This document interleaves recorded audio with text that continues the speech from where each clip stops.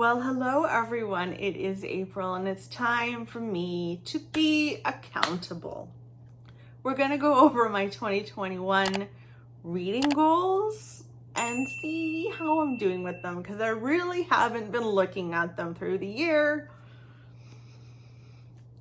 Wish me luck. So I am going to link in the description box below my 2021 reading goals when I was coming up with them. And yeah, just in case you're interested in more details about them. The first goal that I set for myself, and I set this every single year because it makes me happy and I feel accomplished really early, is read 52 books in the year. It's like one book a week. I think it's perfect. I think it's the perfect reading goal for me because I always outdo myself. And like today, I can sit here and tell you that I've read 70. So I've check the first, we're starting off well. We're probably not going to stay here, but I am starting off by feeling very good about myself. I've read 70 books in 2021, so that's good. Okay, so the second goal is where things start to go. It was to read my favorites. This is another thing that I started doing in 2020, which led me to have the best reading year of my life in 2020, I will say that. And that is basically watching all of my favorite booktubers favorites from the previous year. And then if I have those books on my shelves, I pull them down, create its own little shelf, and try to get through those books. It's wonderful. It's wonderful. And I've been enjoying that, but I've only read 11 out of 27. And considering there's only, there's really not that much more time, 3.5 months to read the rest. Obviously I'm not going to read them all, but one thing that I do like about it is knowing that if I'm struggling to figure out what to read next, I know I have this shelf of people that I trust.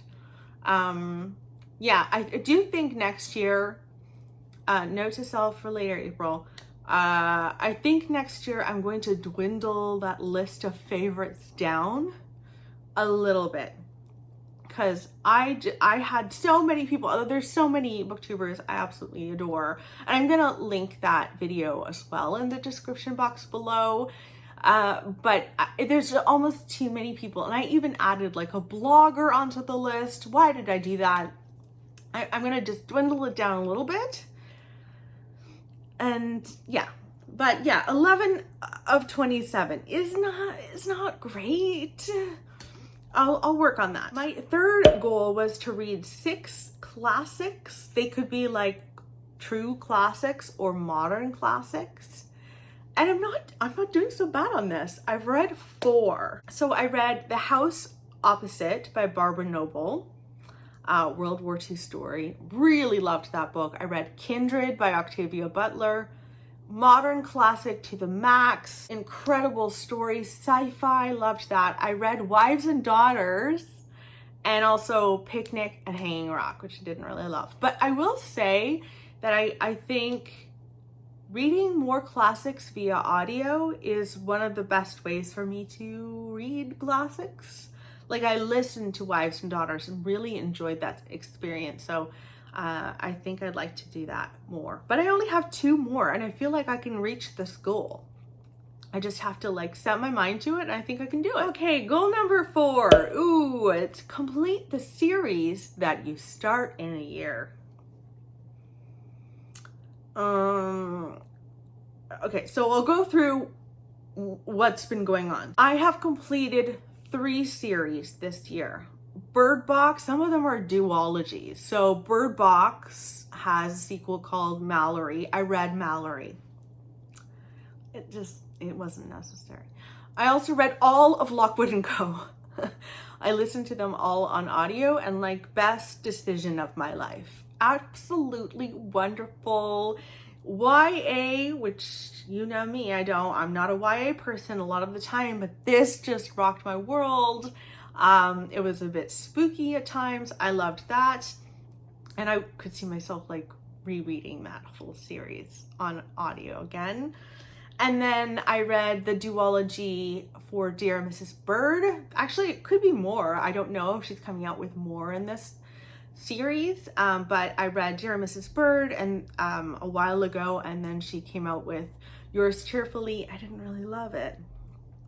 So there's that.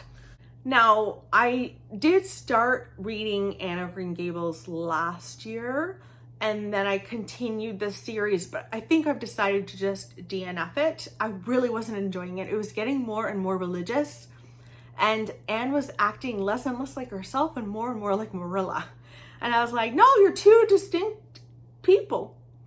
And it just was starting to not work for me. So I'm gonna abandon that, which is, you know, I feel like I'm betraying every Canadian right now, but I apologize. And then there's two series that I am still reading that I started this year. I started the Shadow and Bone series. I don't know if I'm gonna finish this series this year. I was kind of going to read them alongside with watching the show. There's a Netflix show, and I didn't really like the show. I started it and I have not had any desire to continue, but I like the actual books. Anyway, I don't know whether I'll finish that this year. I'm just not really bothered by that. Like, I don't mind waiting a little while, if that makes any sense. And then there's the Junalina series. I've only read 2 in the whole series, and that should be rectified. I really should fix that. I should pick up another one. But it's weird though, because like the whole idea of picking up the Junalina series this year was to fill that space that the Nikki French series, the Frida Klein series, left, because it was like this compulsive thing for me. With Frida Klein, I had to stop myself from reading them all in one go.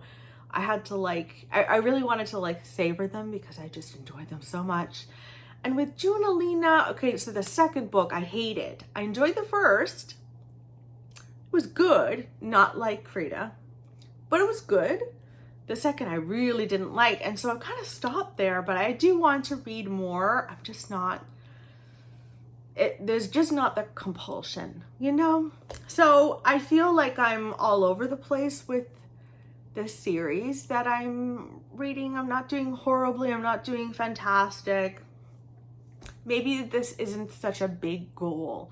Maybe this wasn't the best goal to have at all. Like, what do you guys think?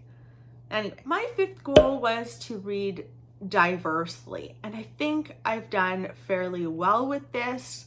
One thing that's really quite lovely about it is, like, I want to do this intentionally, but I find myself doing this unintentionally, where I'm just like, I just happen to be reading books by BIPOC authors, which feels really great.